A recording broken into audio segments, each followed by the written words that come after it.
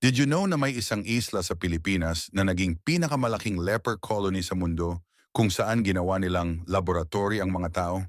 Mula 1906 hanggang 1998, ang Culion Island ay naging tahanan ng mahigit 50,000 Pilipino na pinilit na mag-exile. Hindi sila pwedeng umalis. Parang kulungan. Ang mga American doctors ay gumawa ng mga eksperimento na ngayon ay ituturing nating torture. Ini-injection nila ang mga pasyente ng mga hindi pa nasubok na gamot.